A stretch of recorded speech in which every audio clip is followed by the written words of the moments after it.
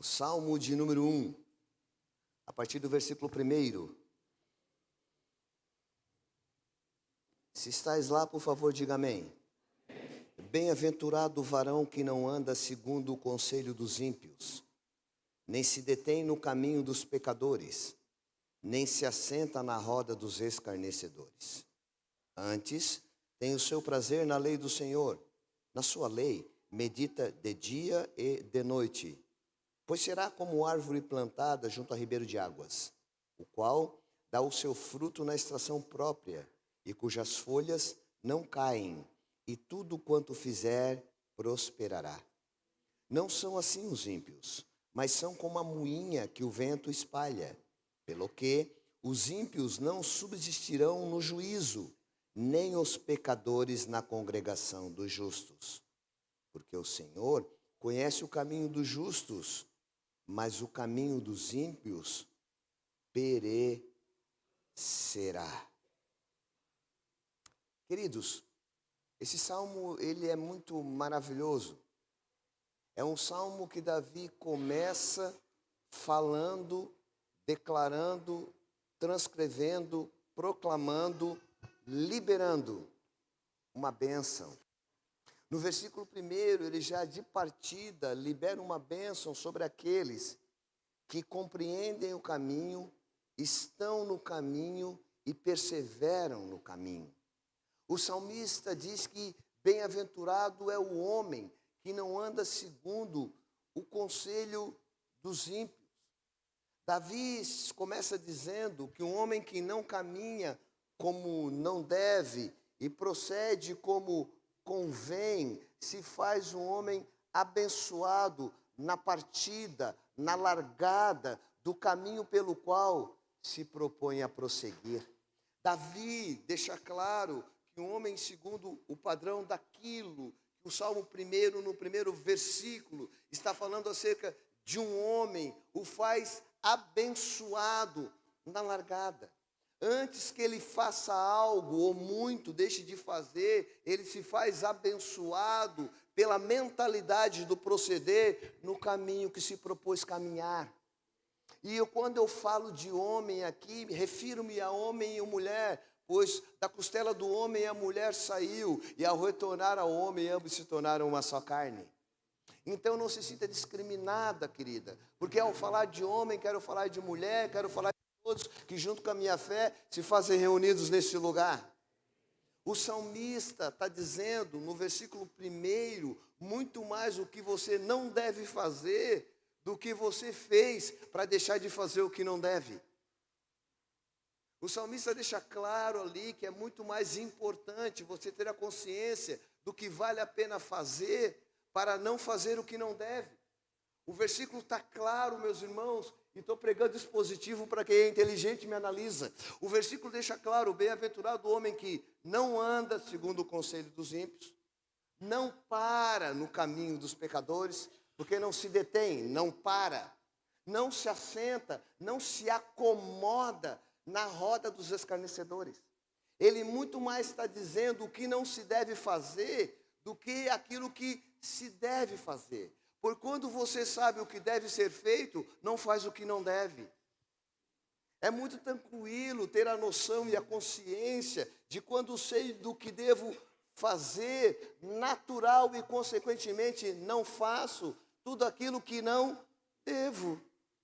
O que me chama a atenção é que ele está dizendo que bem-aventurado, a saber, muito bem abençoado é aquele que não faz o quê? O que não deve. Por quê? Porque já fez o que devia.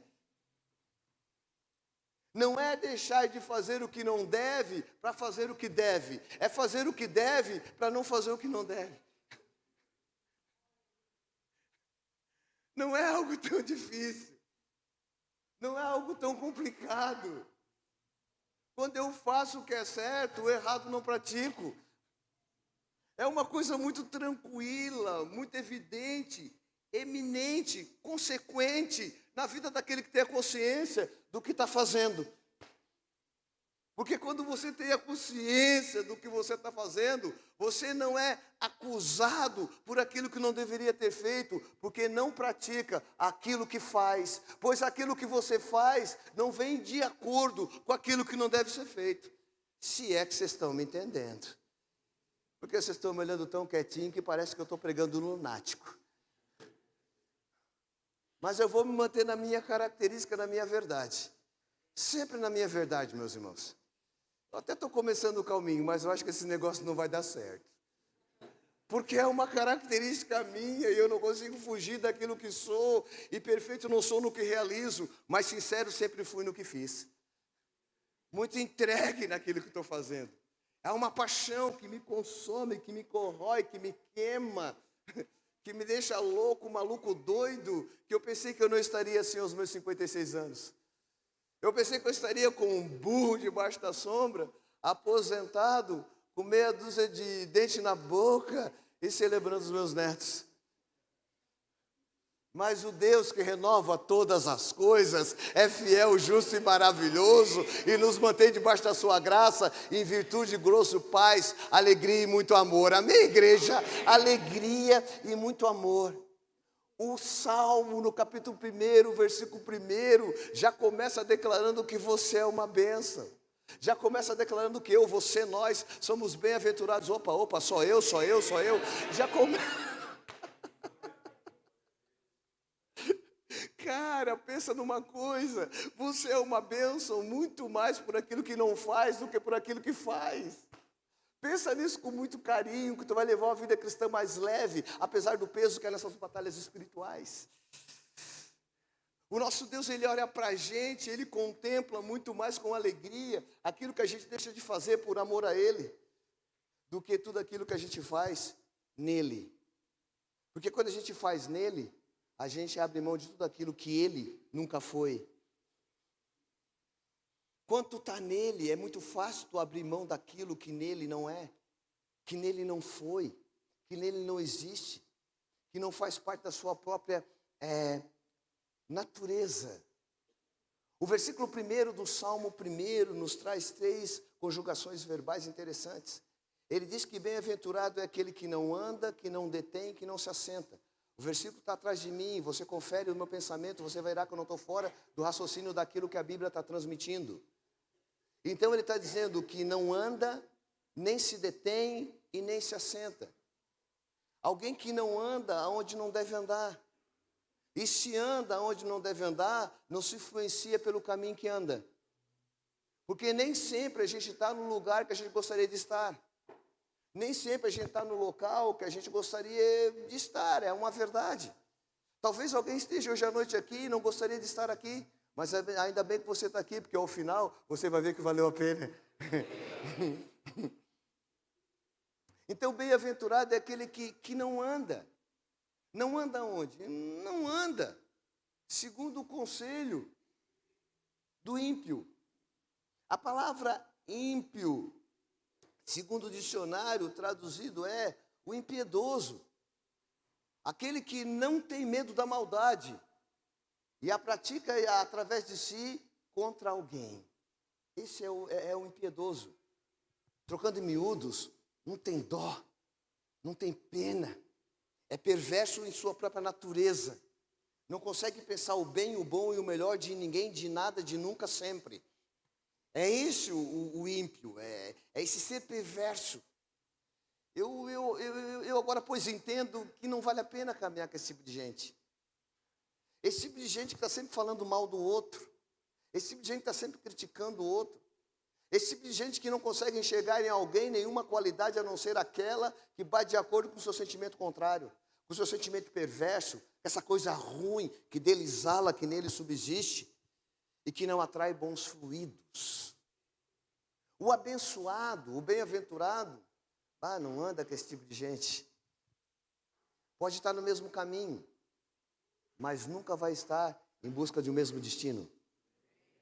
Muitas vezes você pode estar no mesmo caminho que esse tipo de gente, mas por você não ter o mesmo sentimento, pensamento e ação, você não vai ter o mesmo destino. Ninguém entre todos nós vai ter um destino de angústia. Não vai. Ninguém entre todos nós vai ter um espírito de derrota. nem de tristeza, nem de medo, nem de enfermidade, mas de gozo, graça, alegria, paz e amor. Posso ouvir amém nesse lugar? É isso. Porque você é um abençoado, segundo o salmista 1:1. Você é um bem-aventurado. Então você não anda segundo o andar dessa gente. Para, meu irmão, por favor, medita. Para de andar segundo o andar dessa gente. Não faz o teu tipo. Te tira da tua forma, tu fica deformado.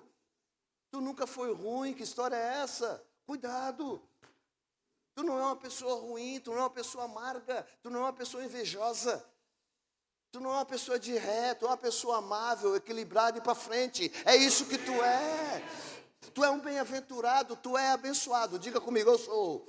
Por favor, diga comigo, eu sou abençoado. Diz para a pessoa que está do lado, tu também. Bem-aventurado aquele que não anda segundo o conselho dos ímpios. Os 3 verbetes são: anda, detém e assenta. Bem-aventurado quem não anda segundo o conselho dos ímpios, nem se detém no caminho dos pecadores. A palavra detém tem alguns sinônimos pelos quais vou me ater a uns que combinem com a minha pregação. Quem se detém em alguma coisa é alguém que está parado nela. Quando não parado, está amarrado, não consegue se soltar, se desprender, prosseguir, caminhar, ir avante.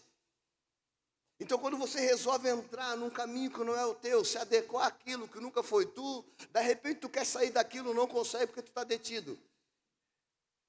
E detido, que deriva do detém, significa dizer estar preso.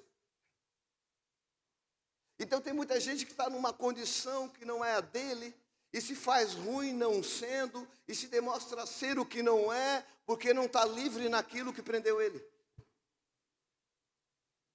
Então muitas vezes não é só uma opção de vida de alguém, mas sobretudo uma necessidade de vida de alguém, de ser liberto daquilo que não gostaria de ter sido. Então o evangelho, a palavra, o amor, a obra da cruz, traz uma liberdade para a gente, ao ponto da gente voltar para aquilo que a essência da história constituiu, escreveu e tem para cada um de nós. O profeta disse, bem sei eu os pensamentos que tenho acerca de vocês, diz o Senhor. Pensamentos de bem e não pensamentos de mal. Eu vou ficar somente nessa primeira parte do versículo para fortalecer a ideia que é a raiz da minha pregação para o Salmo 1. Quando ele pensa em você, ele só pensa coisas boas a seu respeito. Você está ali vacilando, você está ali fazendo tudo errado. Você está ali fazendo tudo o contrário, com aquilo que ele diz para você fazer, mas ainda assim ele olha para você, ele pensa positivo em relação à sua vida. É semelhante mãe de presidiário que está detido. Vai falar mal do presidiário para te ver. Fala mal daquele sem vergonha para a mãe dele para te ver no lugar que vai dar esse negócio aí. Porque ela não consegue deixar de amar ele. Ela não consegue deixar de acreditar nele. Em ato contínuo a Bíblia diz, ainda que meu pai, minha mãe me desamparem, o Senhor vai me acolher. O que é que a Bíblia está dizendo? Se a tua mãe deixar de te amar, eu continuo te amando. O que é que o Senhor está dizendo? Se teu pai deixar de te amar, eu continuo te amando. Você é um amado de Deus. Eu posso ouvir amém nesse lugar? Amém. Ah, queridos, não tem. Eu estou com o Genival Lacerda na cabeça. Você não vale nada, mas eu gosto de você. Eu vou dizer uma coisa para você, eu também não estou valendo nada, mas vocês, pelo amor de Deus, vocês tratam de gostar de mim, porque o Deus Todo-Poderoso ama todos nós e é digno de todo louvor, de toda honra e toda glória.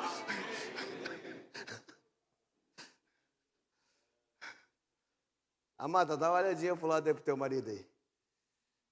E tu que ela não veio, dá um glória a Deus, irmão.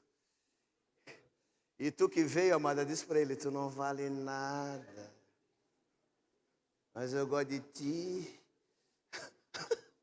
Fala mais baixinho, ninguém ouvir, irmã, te acalma, te acalma. Não apela, irmã, deixa para resolver esses negócios lá em casa. Daqui a 3 semanas tem culto de casais, vem que o papai vai te ajudar, vem que o papai vai te ajudar, amém, queridos? Você não vale nada, mas eu gosto de você, mas o ministério de casais, eu escolhi amar, Deus escolheu amar cada um de nós, Deus escolheu amar cada um de nós, Ele escolheu amar, não adianta, ninguém detém, a obra é santa. cuidado onde é que tu senta, meu querido. Cuidado. O terceiro verbete é o assenta. Cuidado onde é que tu senta. Escolhe a roda para sentar. Escolhe a mesa para sentar. Anda, detém e assenta. Estar sentado é uma coisa. Estar assentado é outra coisa dentro da mesma coisa. Você percebeu como é que você sentou na hora que terminou o louvor? E você está percebendo como você está agora? Claro que você não está percebendo, você não está se vendo. Mas eu estou te vendo. Um bom percentual está na cadeira assim.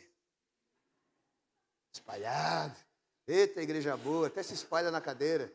Mas fica tranquilo, glorifica, porque lá no novo tempo a cadeira vai ser maior. Aí tu vai te assentar melhor, porque Deus é fiel. Nós estamos indo para um novo tempo para a igreja, um novo tempo para a tua casa, um novo tempo para os seus negócios, um novo tempo para a tua família, um novo tempo para todo mundo nesse momento. Deus está derramando uma nova graça sobre a vida de todos em amor, carinho e bondade. Por quê? Por quê, pastor? Porque tu é um abençoado. Porque tu é um bem-aventurado. Porque eu saí de casa para te dizer isso. Eu saí de casa para te dizer isso. Eu saí de casa para profetizar isso. E ninguém vai calar a minha boca. Eu saí de casa para te abençoar. E ninguém vai calar a minha boca. Porque ninguém detém o meu coração. Porque a boca fala do que o coração está cheio. O meu coração está cheio de amor para liberar sobre essa igreja. O meu coração está cheio de amor para liberar justiça e poder e maravilha. O versículo 2 do Salmo 1 diz: antes tem o seu prazer na lei do Senhor, e na sua lei medita de dia e de noite. Ele encontra prazer na verdade de Deus. A mentira humana, que falsidade também pode ser, só dá decepção, não somente na vida daquele que é afetado por uma verdade, por uma inverdade que foi dita, mas sobretudo na vida daquele que não deveria ter inventado aquilo que nunca foi. E isso é uma situação característica, multiplicada, real e viva na história de todos. Se há alguma coisa que nós, entre todos aqui nesse lugar, temos em comum, é isso. Tem sempre alguém dizendo uma inverdade acerca de nós. É claro que ela se acentua, se multiplica e ganha corpo na vida daqueles que são figuras um pouco mais populares. Mas nenhum entre todos está isento disso. Tem sempre alguém falando de ti. Se não é o vizinho, é o primo. Se não é o primo, foi a tia. Se não foi a tia, foi a avó. Quando não é a tua mulher falando de ti para a sogra. É uma coisa maravilhosa. Está sempre acontecendo alguma coisa. Mas, o que é que o salmista diz? Ele encontra prazer na lei do Senhor. Eu fico me perguntando como é que alguém pode encontrar prazer na lei. Porque a impressão que se tem é que a lei veio só para acusar. A impressão que se tem é que a lei vem só para cobrar. A intenção que se tem é que a lei vem só estabelecer regra. É que essa lei é uma lei diferente. É a lei de um pai amoroso. É a lei de um pai justo. É a lei de um pai vivo. É a lei de um Deus glorioso. É diferente. Não é uma lei que traz cobrança. É uma lei que dá prazer. Posso ouvir amém nesse lugar? É uma lei que dá prazer, querido. É um prazer, é um privilégio servir a Deus. Quando servir a Deus se faz obrigação, você não sabe nem o que é lei, quanto mais vai viver a graça. O salmista já está debaixo da graça, em plena convivência com a virtude da lei. Ele encontra prazer na lei, então ele está preparado para viver a graça.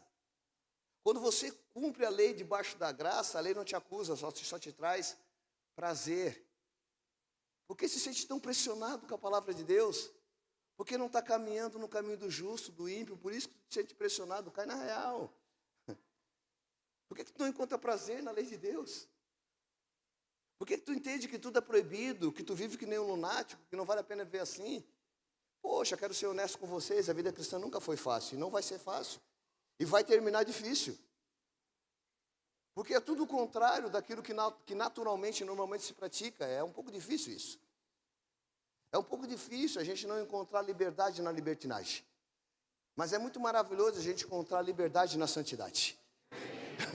É muito maravilhoso. E quando você encontra prazer na lei de Deus, você não cai naquele conceito secular que entende que o cristão evangélico é alguém manipulado por pastor. É alguém que não pode nada, que não faz nada. É alguém que levou uma lavagem cerebral. Olha, meus irmãos, nós temos inúmeros defeitos aqui, mas a gente está muito longe de ser ignorante. A gente está muito distante de ser ignorante. A gente está muito distante de não conhecer mundo, de não saber como as coisas se movem, como estão, se dão e talvez serão. A gente está muito distante disso. A gente tem a mente de Cristo, a gente é lavado e remido pelo sangue do Cordeiro, a gente é agraciado pela justiça de Deus, a gente tem uma inteligência tremenda e ainda mais, sobre nós habita o Espírito Santo, que nos dá visão, nos dá discernimento, nos dá entendimento, conhecimento e autoridade. Você recebe, é isso que está morando dentro de você, aí dentro de você, é isso. Antes tem o seu prazer na lei do Senhor, e nela medita de dia e de noite. Diga comigo, de dia e à noite, a saber, em todo tempo. Porque o dia e a noite é que constituem um dia que somatizado faz semanas, meses, anos, séculos, milênios e constrói histórias. Então esse prazer que a gente tem leva a gente a meditar nela de dia e de noite, a meditar nela em todo tempo. Porque a Bíblia é assim, eu leio ela de dia e penso nela de noite. É mais ou menos assim a Bíblia. De dia eu leio ela, de noite eu penso nela. É que nem tu, Helena, de dia eu...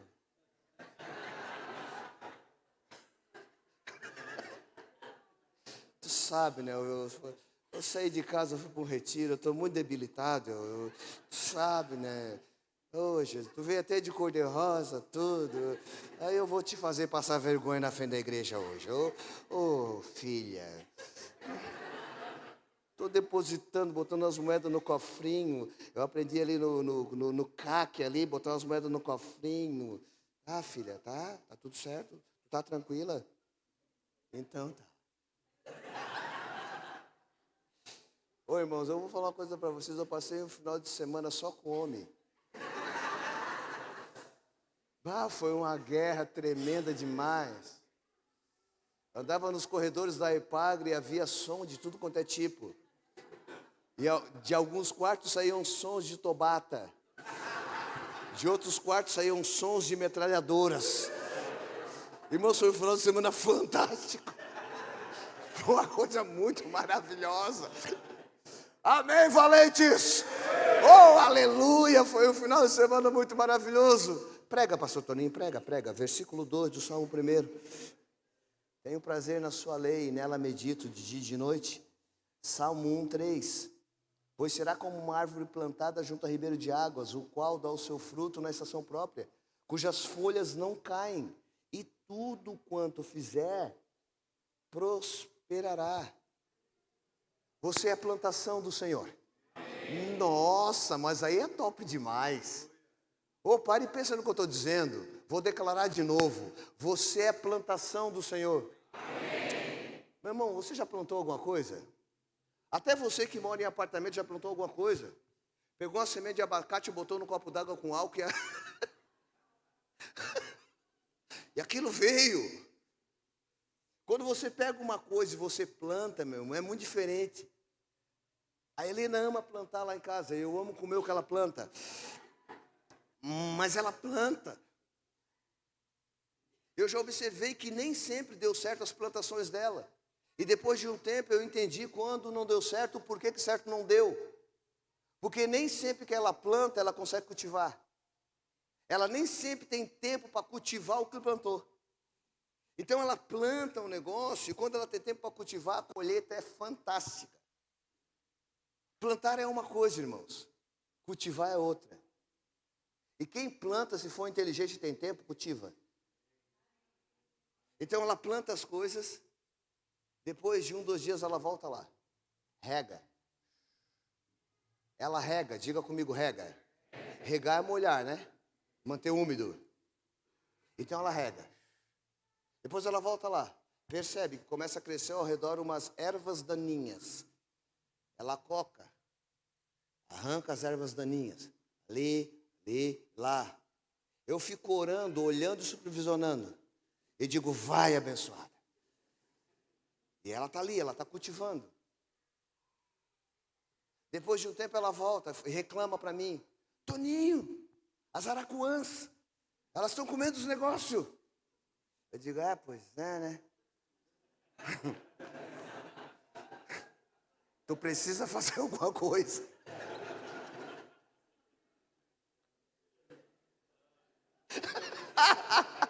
Só acontece lá em casa. Mas ela se mantém ali. Agora ela luta contra as araquãs. No outro dia ela veio reclamando de novo. Eu digo, mas não resolveu aqueles bichos ainda? Não, agora são as largatas. Elas comeram as folhas da couve. A couve estava tão linda. E eu pensei, ainda bem que a couve morreu. A muda era da sobra, ainda bem que morreu a couve. Mas ela está ali, está lutando, está cultivando. E está cultivando para quê? Para manter vivo o que plantou. Para que você possa manter vivo aquilo que se plantou em você, você tem que cultivar aquilo que se te deu. Você precisa pensar melhor nas coisas. Você é uma plantação de Deus. Pastor, o que Deus faz? Deus está te cultivando. Ele está arrancando as ervas daninhas. Ele está mandando a ave de rapina embora. Ele está matando a largata. E tu vai dar fruto a 10, a 30, a 60 e a 100 por um. Porque Deus é fiel. Porque foi Deus que te plantou. Amém, igreja? O que me chama a atenção é que no caso do Salmo 1, 3, Deus te planta, mas não rega. E por que Deus não te rega? Porque já te plantou no lugar certo. Ele te plantou junto a ribeiros de água. Ele já te plantou num local que tem um lençol freático fantástico. Tu não tem como não produzir fruto. Ainda que tu não queira, tu vai produzir. Ainda que tu não queira, tu vai receber. Ainda que tu não queira, tu vai dar. Porque é o Senhor que te plantou. É o Senhor que está te cultivando. Ai, meu Deus do céu. Pois será como árvore plantada junto a... A igreja pode me ajudar junto a... Eu não entendi. Como? É porque não vai faltar ribeiro, querido. Não é um só, são muitos. Não vai faltar ribeiro, porque em todas as áreas da tua vida, rios de água viva vão fluir do teu ventre. Não vai faltar ribeiro, querido. Não vai faltar água, querido. Tu não vai secar. Tu vai ficar novinho, novinho, novinho, novinho. Tu não vai secar. Não tem seca na vida dessa igreja. Aqui não tem seca. Aqui nada vai secar. Somos plantações do Senhor. Cultivados, regados, abençoados e frutíferos. Cultivados, regados, abençoados e frutíferos. Cultivados, regados, abençoados e frutíferos. Aleluia! Quem crê, aplaude e glorifica. É assim que a gente faz.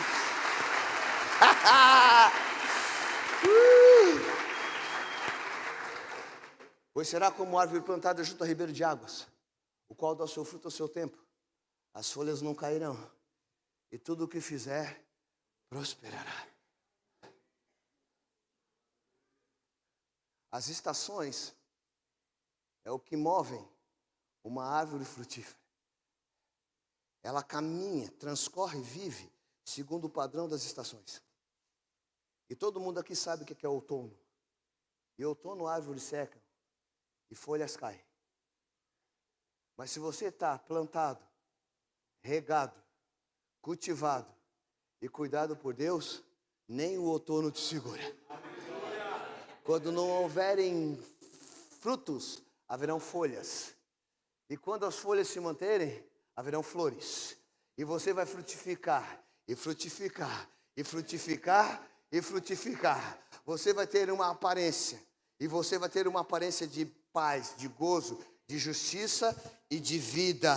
Porque você está enraizado naquele que plantou você. Você está enraizado naquele que plantou você. E tudo quanto fizer, prosperará.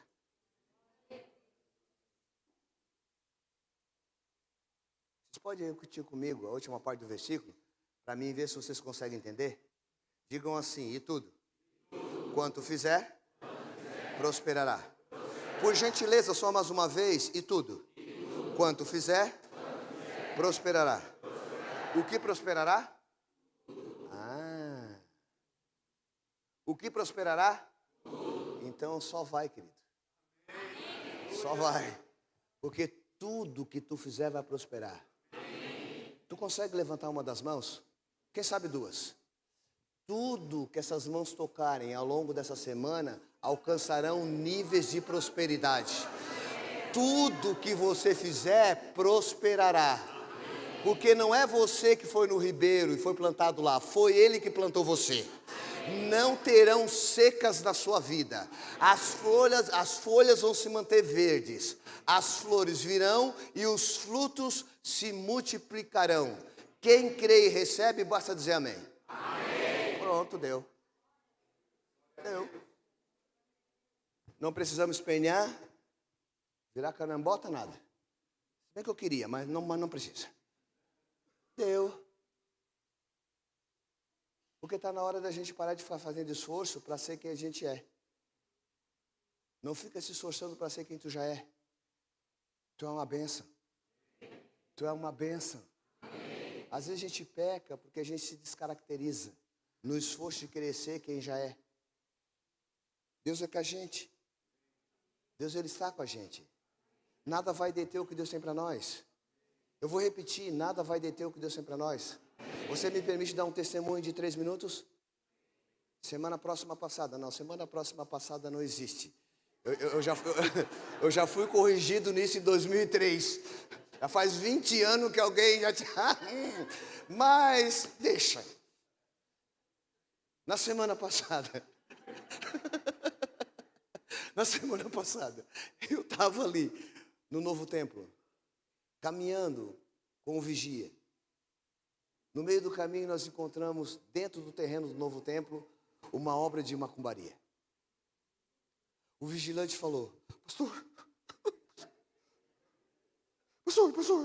Eu falei: calma, fica tranquilo, vai dar tudo certo. Eu vou orar a respeito disso, pode ficar em paz. Agora limpa. Não, eu não limpo. Diz ele para mim: eu não limpo. Tá, depois eu limpo isso aí. Fica tranquilo, vamos orar. Mas o fato é que eu perguntei para ele: trabalhas aqui há quantos anos? 2. Ele está há 2 meses conosco e trabalha naquele local há 2. E ele disse que jamais viu uma obra de macumbaria ali, ao longo dos 2 anos que ele ali está. E eu e a Helena jamais vimos também, porque passamos lá na frente há 15 anos. Mas agora alguém foi e fez uma obra de macumbaria lá. É porque se colocou uma placa lá. E a placa diz: aqui, futuras instalações da comunidade evangélica.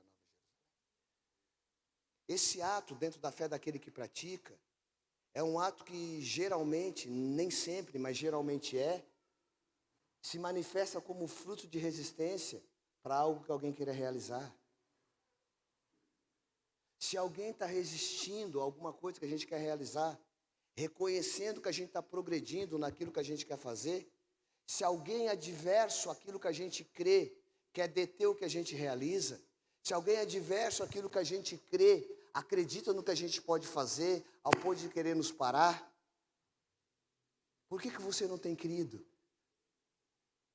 Por que você está duvidoso? Por que você está com medo? Se alguém tem se levantado para parar você, não é para você temer. É um prenúncio de que você está fazendo a coisa certa. É um prenúncio que você é um conquistador, que você rompe, que você é bom e melhor naquilo que você faz e realiza.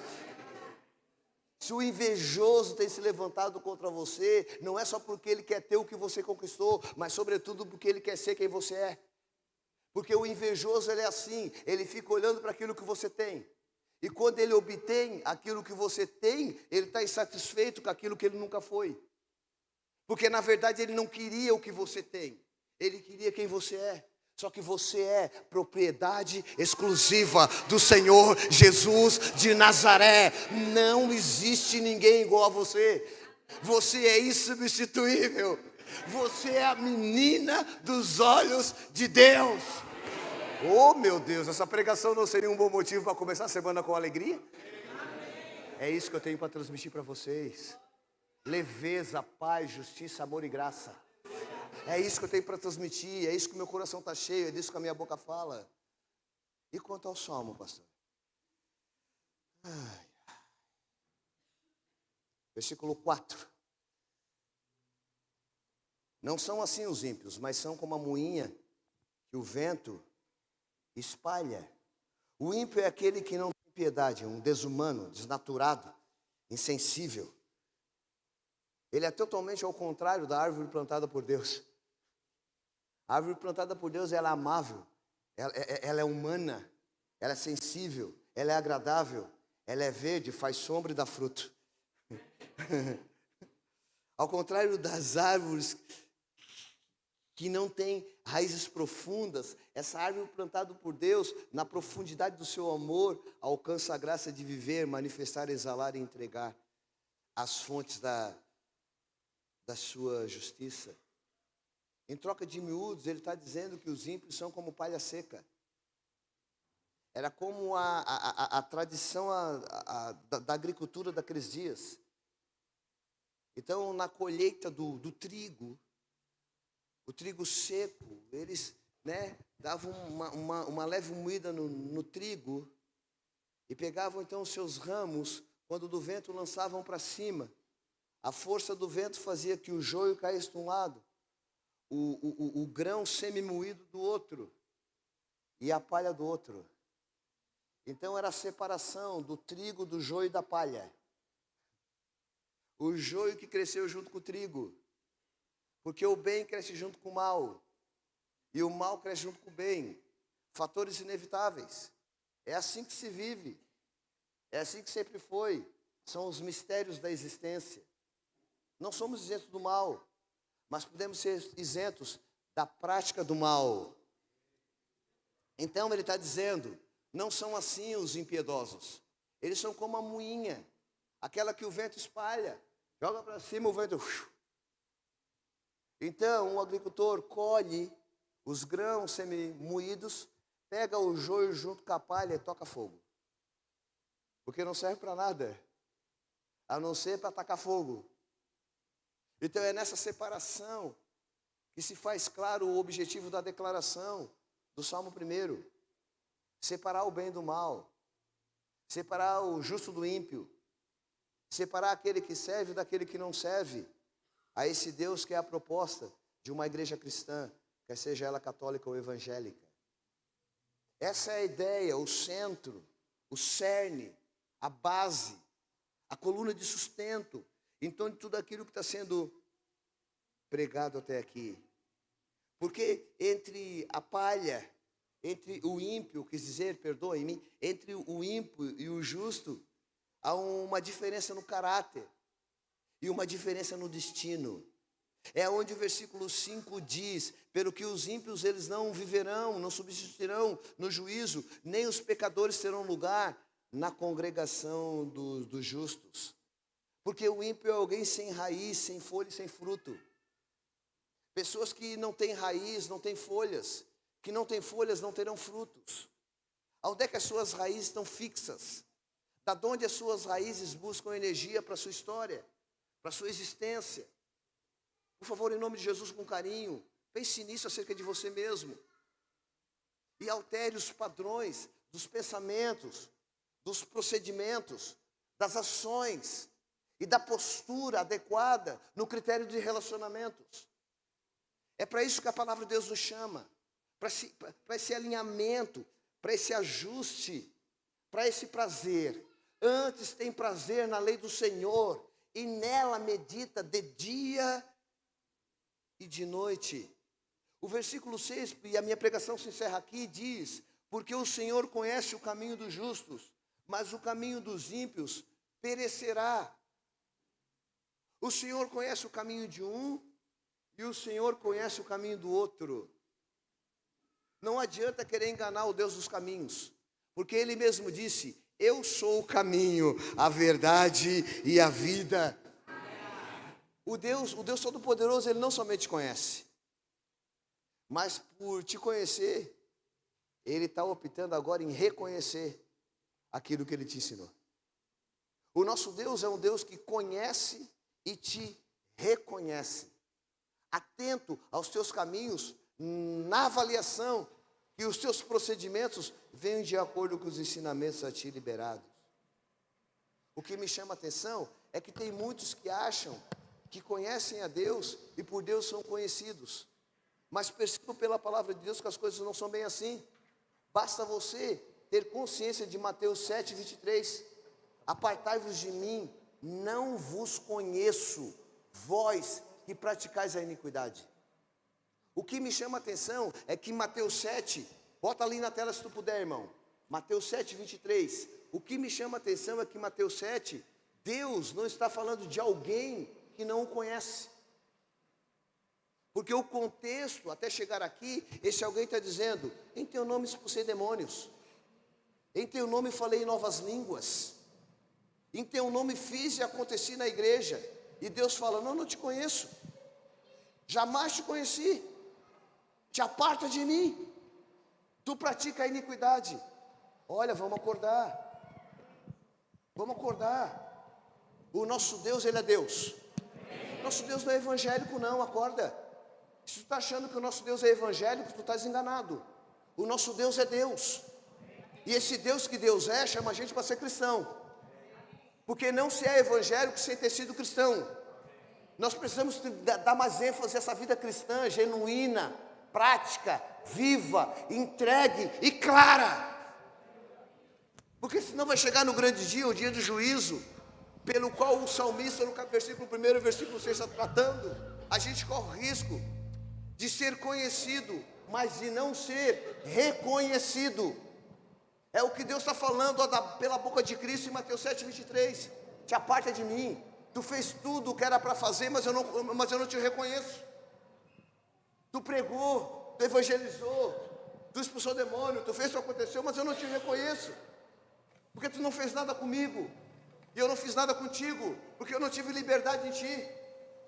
Eu não tive liberdade de ser eu em ti. E tu disfarçou ser alguém em mim. Para com esse negócio de disfarçar que tu é alguém nele. Ser o que tu é nele. Porque quanto mais tu descobre ele, mais tu te acha.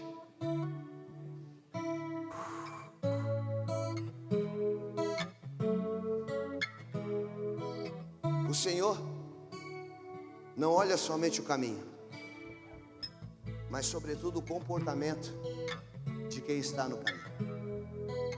Você pode ficar de pé?